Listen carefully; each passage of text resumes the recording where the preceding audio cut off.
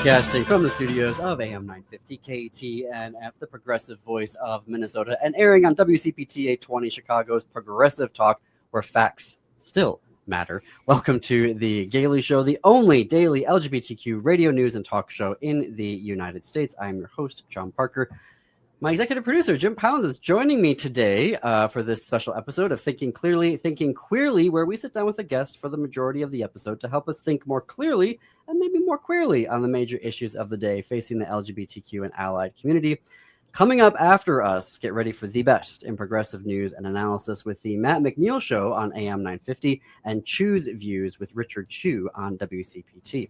Today, we're talking about something very important to the community, voting. Specifically, getting out the vote. And even more specifically, the organization Vote Forward. So my guest is Nia Bentall. Nia is the Senior Director of Mobilization and Partnerships at Vote Forward. She started working for Vote Forward's affiliate organization, Swing Left, in 2018. Prior to that, Nia was a field director for Planned Parenthood Advocates of Virginia. In total, Nia has been organizing and building power for over a decade and loves working on new and more authentic ways to connect with volunteers and voters. Nia, welcome to the Gailey Show. Hi, John. Hi, Jim. Thanks so much for having me. Right. So Vote Forward is a pro-democracy nonprofit committed to supporting voter participation. And since 2017, Vote Forward has organized, look this up, 285,000 volunteers to write more than 40 million letters to voters to get them to the polls.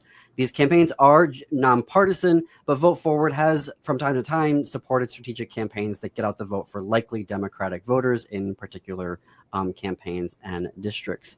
Nia, where I'd like to start always is with awards. Vote Forward just won an award earlier this year, and I think it'll set up the next parts of our conversation that you all did in your work in 2024 and the expanded programs that you're doing and the analysis, right, that you're doing as well, which led to this award. So can you tell us about the award that Vote Forward won? Yeah, thanks so much for starting there. It's something that we're really proud of. So we won the inaugural Malchow Award from the Analyst Institute.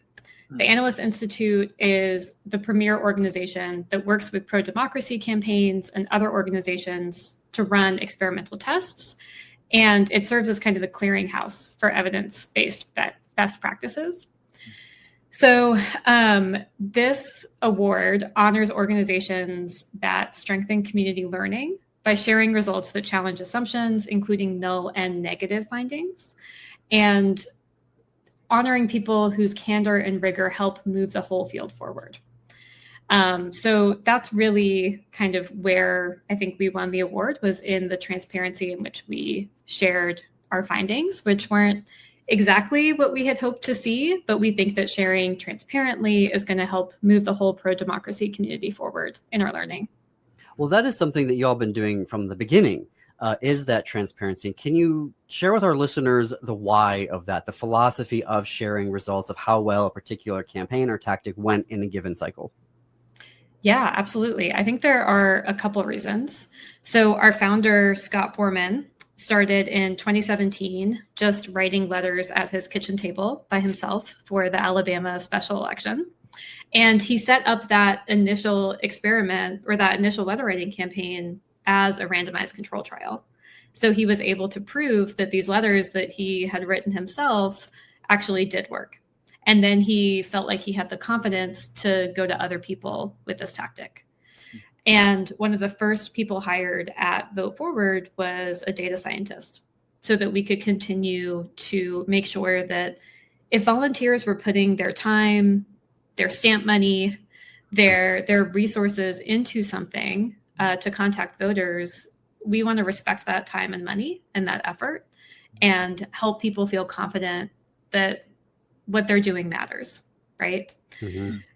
We also know that voter contact tactics have really changed over time. You might remember, like, the first time you got a political text message in 2015 or 2016, somewhere around there, it's much more memorable. And we think that continuing to innovate with, changes in technology is going to be really important. And so we have to make sure that we're on the cutting edge to understand trends and know what will be effective in reaching people. We're definitely going to talk about that later in the show, because I want to start with, so thank you for sharing that. And you are talking with 2 volunteers.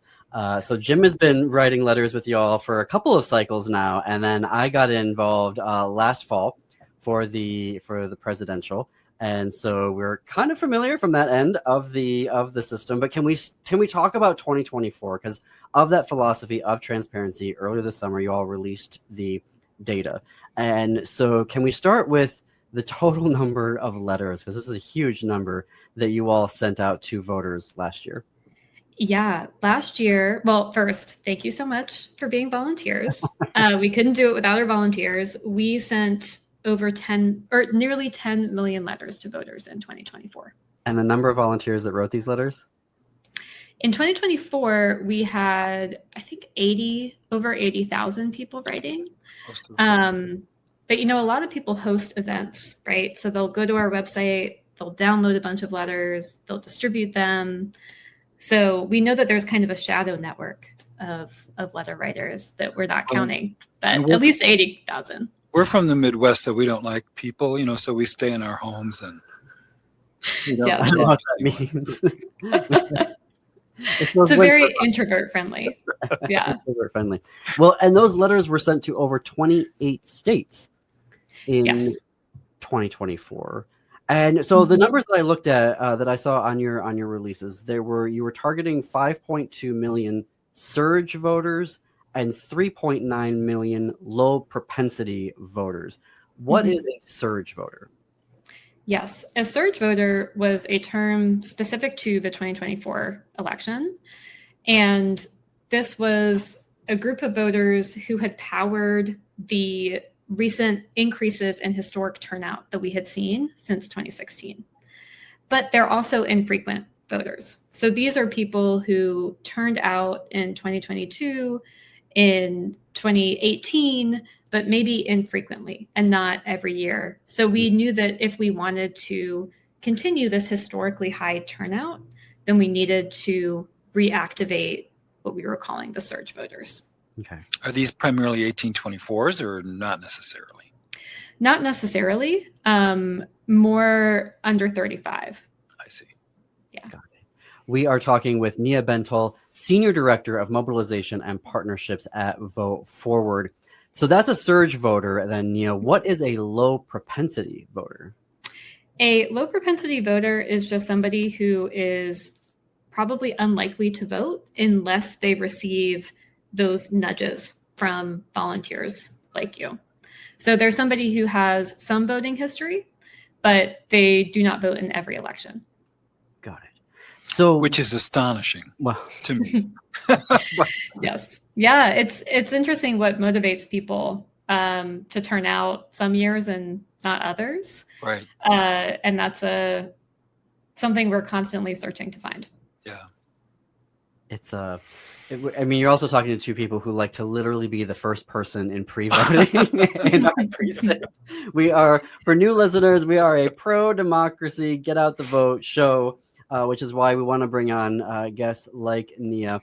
So maybe we can begin, before we get to the break here, about the impacts that you found with both surge voters and low propensity voters that Vote Forward's actions had with them. So should we start with the surge voters? Like, what did you all find in terms of the impact?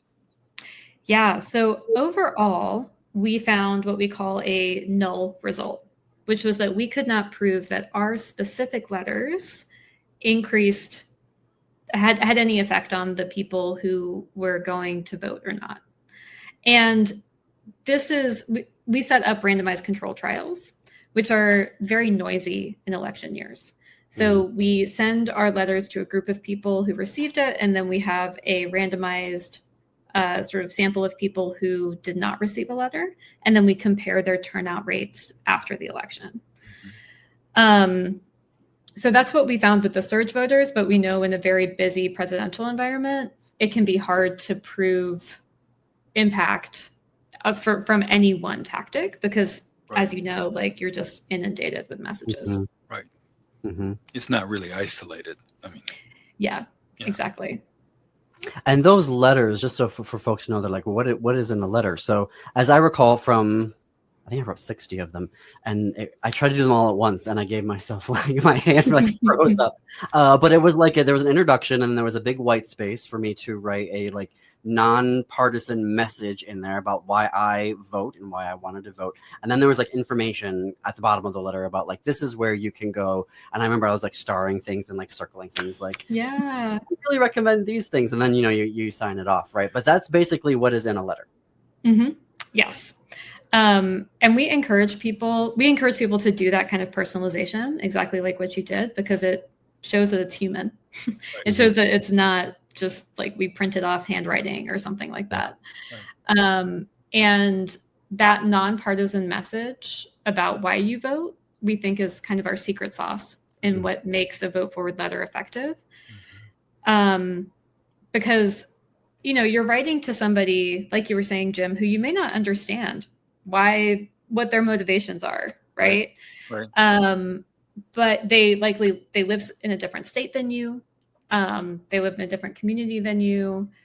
But if you can talk about a personal story about why you're motivated to vote, that can kind of break through the noise, and you can relate to a value or an emotion in the story, as opposed to kind of, I think you should vote because XYZ, or kind of telling someone what to do. We like to show stories of impact instead of telling voters.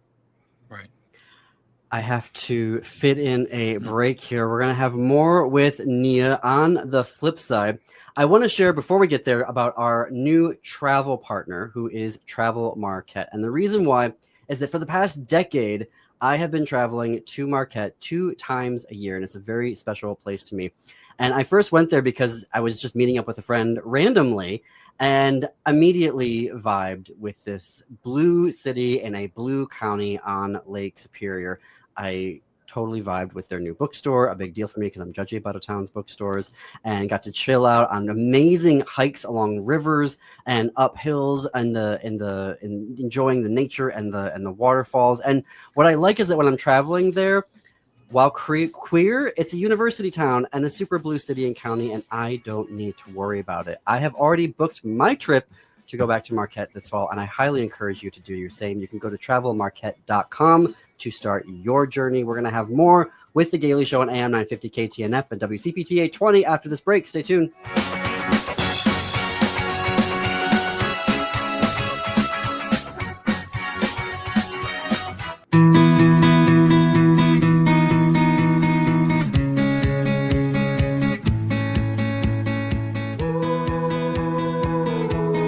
Welcome back to The Gailey Show. I'm John Parker. I'm in the studio with my executive producer, Jim Pounds. We are coming up on the bottom of the hour already. This is our weekly Thinking Clearly, Thinking Queerly episode, where we sit down with a guest for the hour to take a deep dive into an issue facing the LGBTQ and allied community.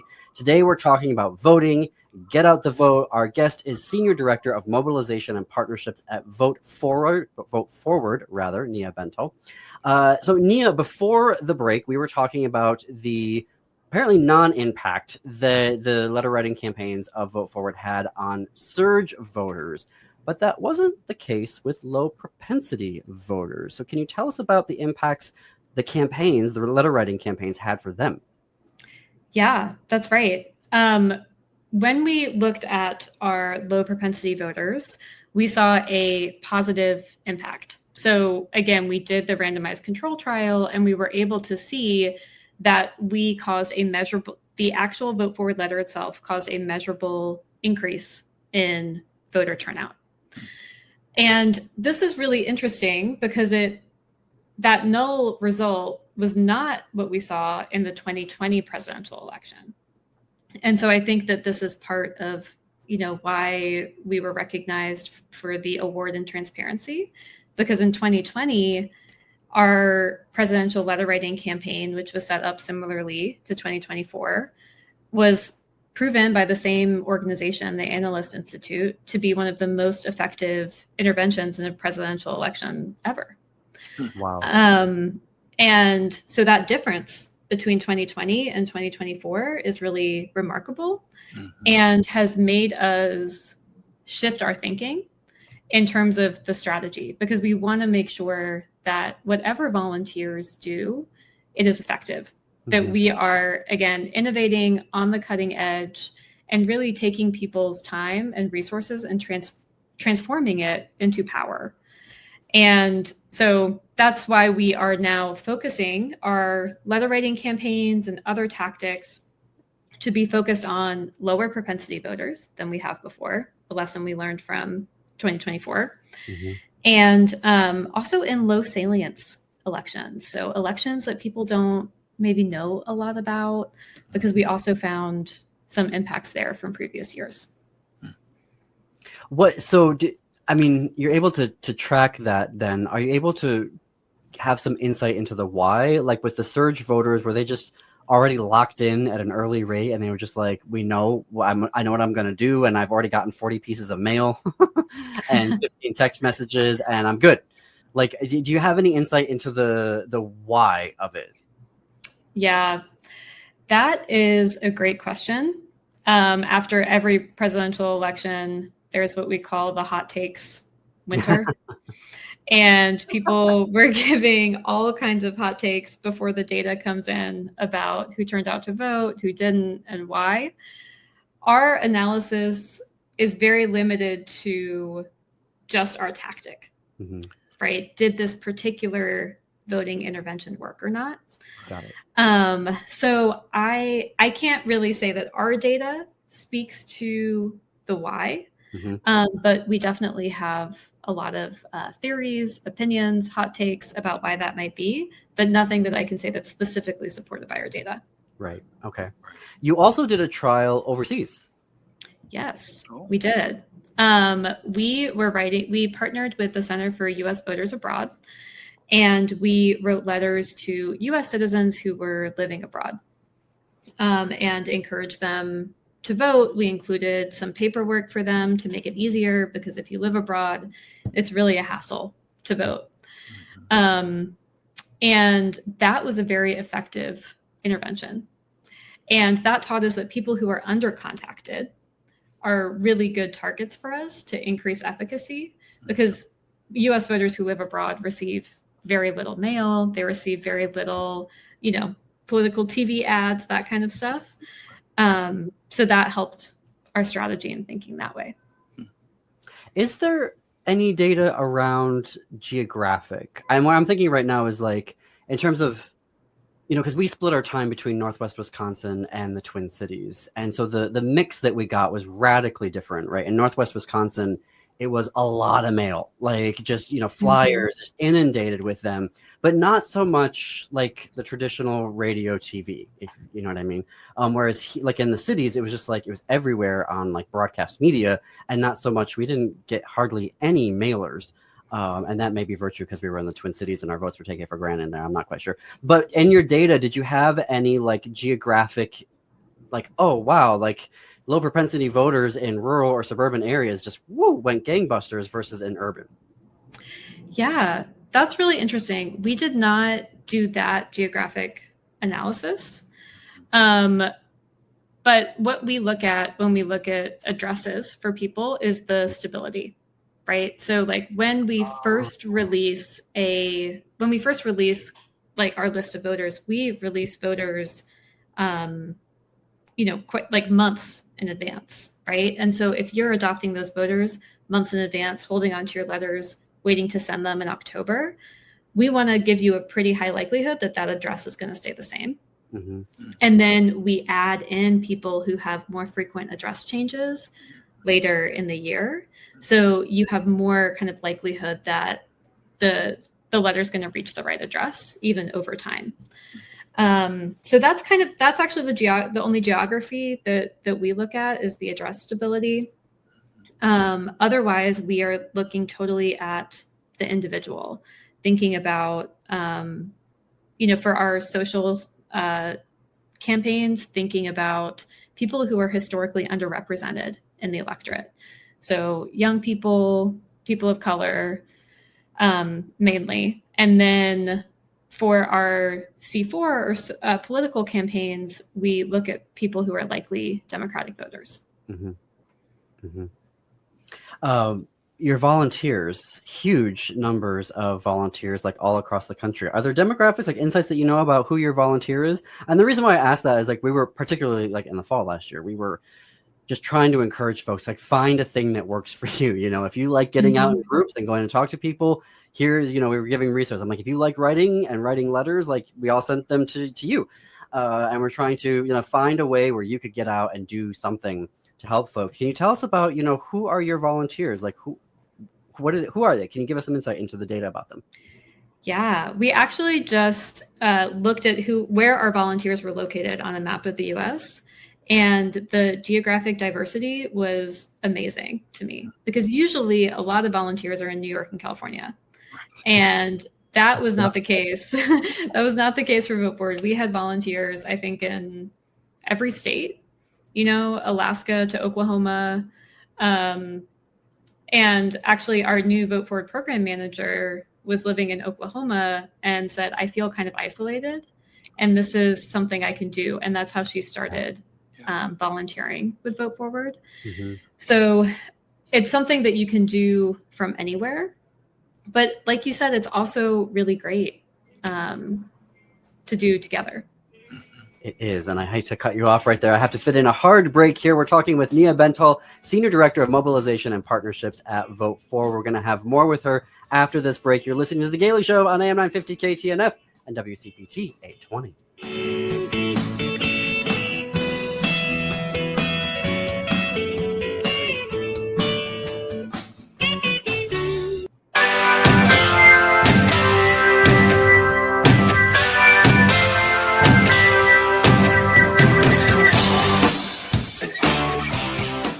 Coming to you from the studios of AM 950 KTNF, the progressive voice of Minnesota, and airing on WCPT 820, Chicago's progressive talk. Welcome back to The Gailey Show. I'm your host, John Parker. It is 33 minutes after the hour. Jim Pounds, executive producer, is in studio with me. It is our weekly Thinking Clearly, Thinking Queerly episode, where we sit down with a guest for the episode to help us think more clearly and queerly on the major issues of the day facing the LGBTQ and allied community. Today, we're talking about voting, getting out the vote. We have a very special guest, Nia Bentall, who is the Senior Director of Mobilization and Partnerships at Vote Forward. She started working for Vote Forward's affiliate organization, Swing Left, in 2018. Prior to that, Nia was a field director for Planned Parenthood Advocates of Virginia. For folks just tuning in, Vote Forward is a pro-democracy nonprofit committed to supporting voter participation. Since launching in 2017, Vote Forward has organized 285,000 volunteers to write more than 40 million letters to voters to help get them to the polls, and just won an award earlier this year for their transparency and how they're doing randomized controlled trials and studying the data of the efficacy of their Get Out the Vote efforts and then sharing that with the world. And so congratulations, Nia, and to Vote Forward and to all the volunteers for those efforts. I think where I'd like to then turn to pivot, because earlier this year, you, Vote Forward specifically, announced a new initiative, sort of three-pronged initiative that you all are going to do now for the 2026 and then 2028 elections to help get out the vote again, to encourage democracy in the United States. So can you start to unpack for us what the data is telling you and then how that is translating into these new actions that you're going to do? Yeah, absolutely. The data is telling us, and also the volunteers are telling us, that this is really a moment to try something new. This is a very urgent moment. And a volunteer said to us, I don't want to be served reheated leftovers. And I think about, I think about that a lot. So we have announced an expanded program to develop, test, and scale voter contact tactics, including those that go beyond letter writing. So we're going to run some experiments and try to identify these new and effective tactics for the 2026 midterms and the 2028 presidential election. So we're going to further develop our existing handwritten letter tactic to be more effective, to talk to low propensity voters, but we're also going to keep some of the best parts of Vote Forward, the best parts being that we're volunteer centered, that we are tech enabled, that we're evidence driven, that you can do it from anywhere.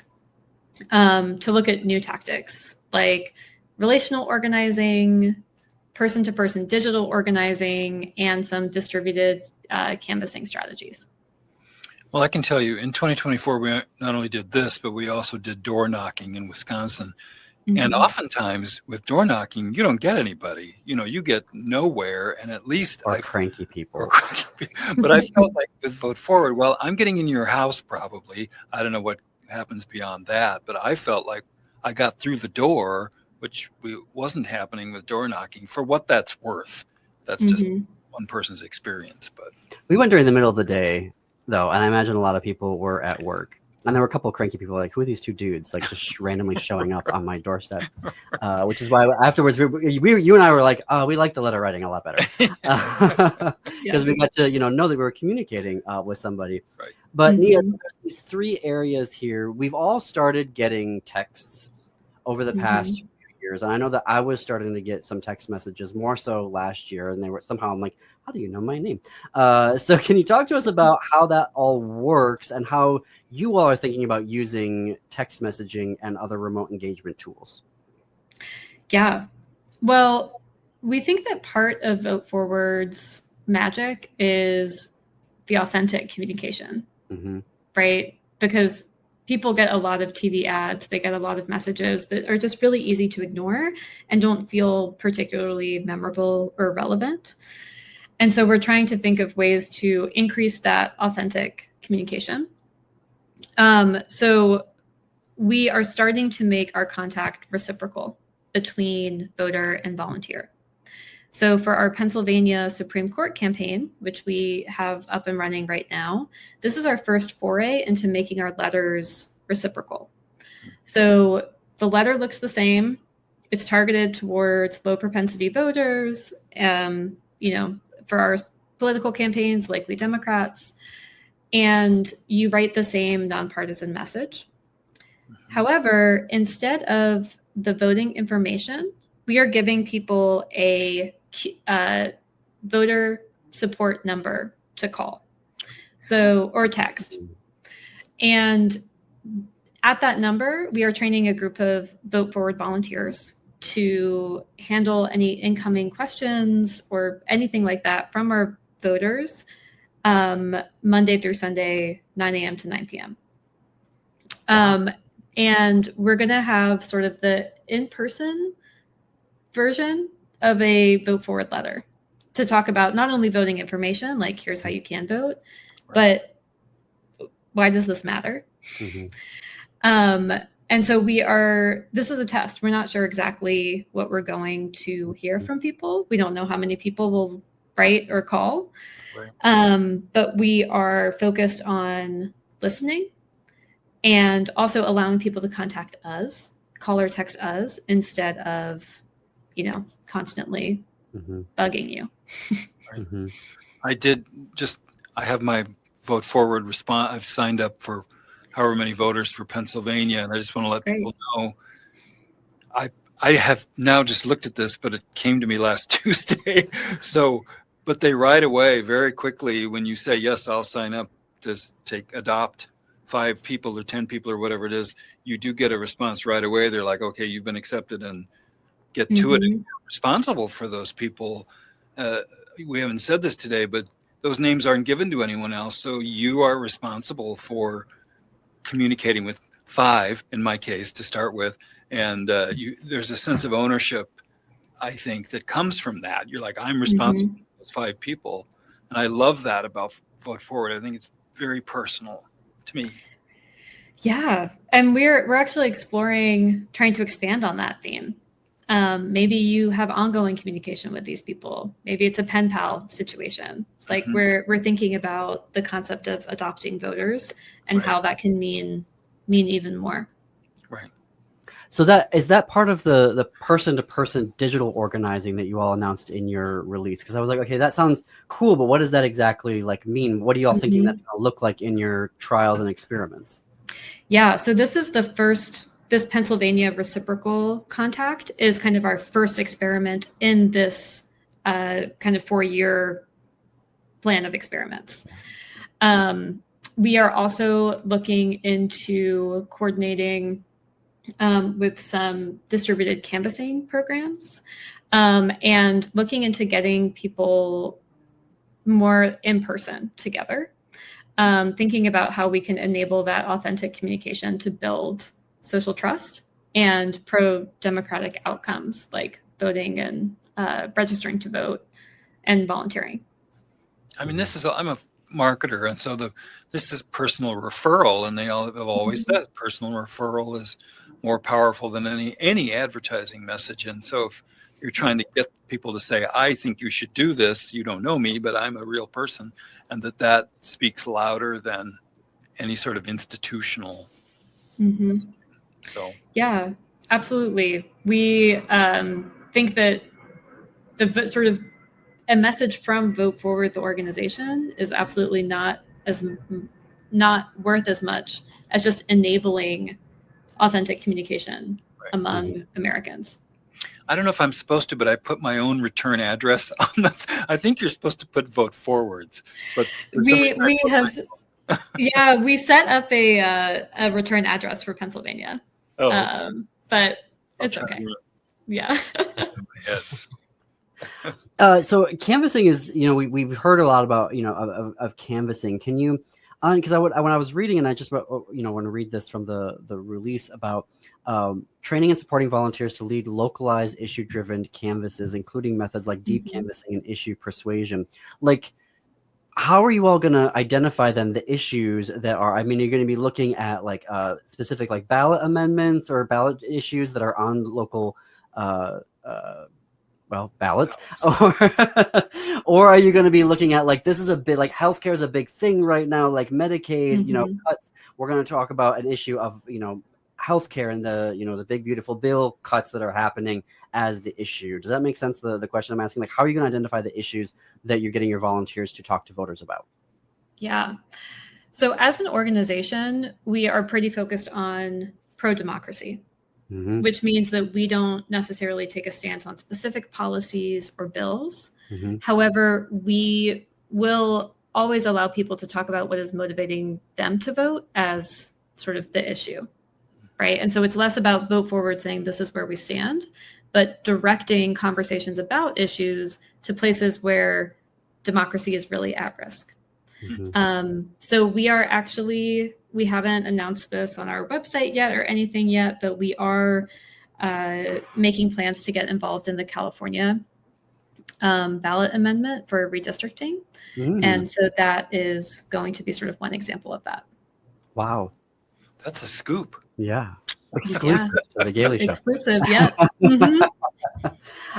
Okay, so talk to me about, because we've had other organizations come on here and sort of give their assessment based off of their data collection and their analysis about the state of American democracy. And we have these two realities that are happening right now. One, which is it's all rigged unless it's for a certain party and you can't trust anything and just do what I tell you, versus we have one of the greatest participation. I mean, we're not as fast, I think, as some other countries like in Europe where they can say snap elections and we're all voting in 3 weeks and here we go.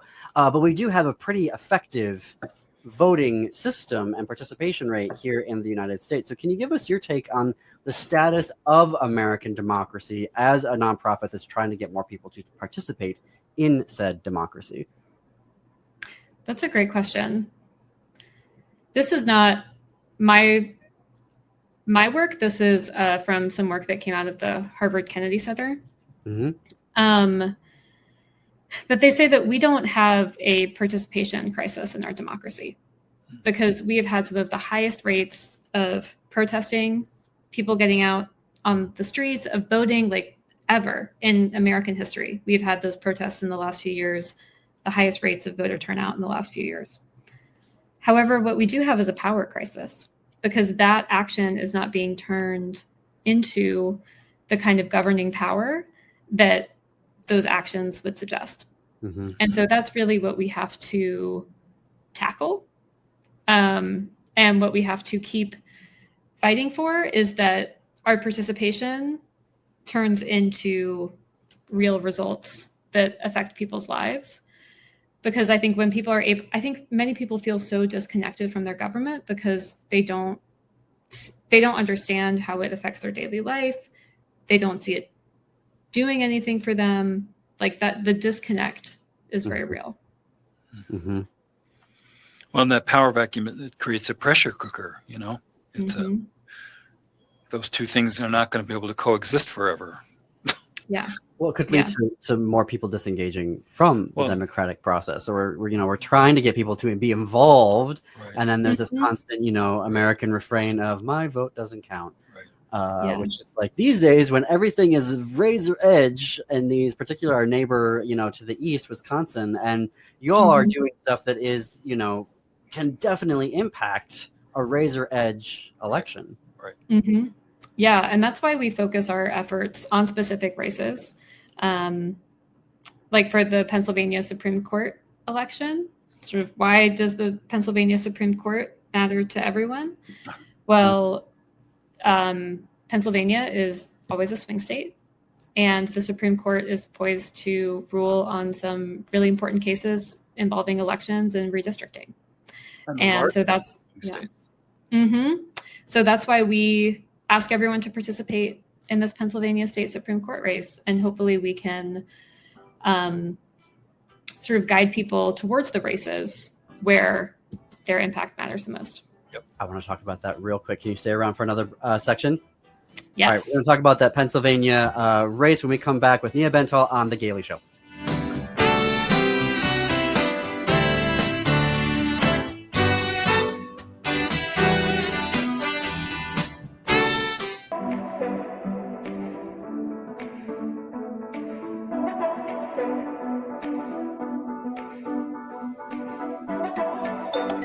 Welcome back to The Gailey Show. I am John Parker. We are coming up on the top of the hour. I'm joined in studio with my executive producer, Jim Pounds. We've spent this hour talking about voting and getting out the vote. Our guest is Nia Bentall, who's the Senior Director of Mobilization and Partnerships at Vote Forward. Right now, as Nia's been telling us during the hour, our listeners and your friends can volunteer with a letter writing campaign in Pennsylvania. Now, the Pennsylvania Supreme Court in 2025, yes, obviously, John, in 2025, this November, 3 Democratic judges are on the ballot for 10-year terms. If they lose, that would flip the power of the court to the Republicans and MAGA. And upcoming cases, rather, that are expected to land or are on their way to landing in front of the court include election certification, voting rights, partisan gerrymandering, and abortion access. Nia, this campaign is probably, with that in Virginia, the legislature, the 2 most important campaigns that we've got this fall. I guess now we can add the Democratic ballot maps in California as well. Yes, absolutely. So much to pay attention to this year. And I know all the news is about the midterms, but there's things we can do before then. Well, this Pennsylvania one for sure. How can folks get involved with the Pennsylvania campaign that you all have going on right now? Yeah. So we like to say that we make it easy for anyone, anywhere to get involved, to write letters to voters. You just head to votefwd.org, voteforward.org, and you sign up for a letter writing account if you don't have one already. It takes about a day to be approved because a real person looks at your account request. This is how we make sure that there aren't trolls writing letters to voters. So just wait about a day to get approved, then log back into your Vote Forward account and you adopt voters in Pennsylvania to write to from our social or political campaign. And then those voters are yours. Nobody else gets them. You then download the letter template, you print it out, you write your letters, and then you hold on to them, and then you send them starting September 2nd is when we are sending them. So September 2nd all the way through October 28th. Which isn't very far away. I mean, well, as you say, you can continue it's not like it's an emergency, but you can start doing it pretty quickly. Yes. All the way through October 28th. Yeah, when this episode is airing that week. Yeah, we're recording this a little bit more before September, but this week y'all can start sending out those letters. And as I recall, it was very simple to sign up with Vote Forward, and it was I did I recalling that now that day, I did the sign up, and I waited a day and then got the official go ahead, and it was really easy when you go in there. I remember one time I even had a question, and you all got right back to me like right away too. That was really nice, where I could send a question like, make sure I'm doing this correctly, and you all got back to me that day and had it all sorted out, and I really appreciated that too as a volunteer. And I'm 67, and if I can do it, you can do it. Yes, we love to make it easy. I want to shout out our help desk team. Like you said, that somebody got back to you really fast. That's a team of volunteers who provide that amazing service for us. Yeah. That's fantastic. If folks wanted to get involved beyond letter writing to do like help desk stuff, like can they do that through the website as well? Yeah, absolutely. It's a fairly small team of volunteers, but we are always kind of looking to increase the size. So if you just want to email us at hello@votefwd.org, we're happy to keep talking about other ways to get involved. We should also have some more letter writing opportunities and other ways to volunteer as we keep trying to innovate these new voter contact tactics. Absolutely. And when will you all know if you're doing the California campaign as well? Folks are like, I want to get involved and help get out the vote for that. When do you think you'll know about that? We are looking into getting involved right now. Don't have I can't say any kind of specific date, but it would definitely be in time for you to be able to write letters and send them before the November election. So fingers crossed it's soon. Yeah. Are you doing the Virginia governor's race or no? Right now, we don't have plans to. That is sort of a function of our strategy about low salience elections. Yep. And focusing our volunteers' effort and time on the places where it's going to be really, really razor sharp, and also that not a lot of people are going to know about the election. Yeah, that's different than Wisconsin, where we seem to have a massive Supreme Court election like every year in April, and it's becoming like an annual tradition where we spend $1 billion each campaign and get out the vote, and it's just like, oh. So Pennsylvania, it's your turn. Oh no, we already did ours in Wisconsin. So Pennsylvania, you're up. Well, Elon Musk hasn't said anything about the Pennsylvania Supreme Court race, so it'll be very quiet. Yeah. So there's just less national press attention on this one. Yeah. There is. Which is why if you're not in Pennsylvania, tell folks and volunteer at Vote Forward. I'm assuming you're on all of the social media channels as well. Yes, we are. Facebook, Instagram, Twitter /X. I still have a hard time saying X, and Blue Sky. Blue Sky. I'm going to dead name that thing until the day I die. I know, right? Twitter. Yeah. It's Twitter. I can't do it. Twitter. Yeah. All right. Nia Bentall, Senior Director of Mobilization and Partnerships at Vote Forward. This has been absolutely delightful. Please, friend of the show, when you've got new data, we'll be reaching out again because I love the transparency of this. I love how you guys are testing this and seeing what is and isn't working. So letting us all know that as well. So please, we will love to have you back here to talk more data. Yeah, absolutely. I would love that. Thank you so much for having me. And thanks again for volunteering. Absolutely. Yes, we will be doing it again. And thank you, everyone, for joining us today. Up next on WCPT 820 is Choose Views with Richard Chu. On AM 950 Radio, it is the Matt McNeil Show. Stay tuned after that for Native Roots Radio. And then at 10 p.m. Central, step into the unknown with Greg Bakken on Ghostbox Radio. And until tomorrow, you can stream us everywhere that you get your podcast or at our YouTube channel, youtube.com/@TheGaileyShow. Also, you can find us on Blue Sky exclusively on Blue Sky. We're at thegaileyshow.org on Blue Sky. And until tomorrow, keep it queer, America. Keep it queer.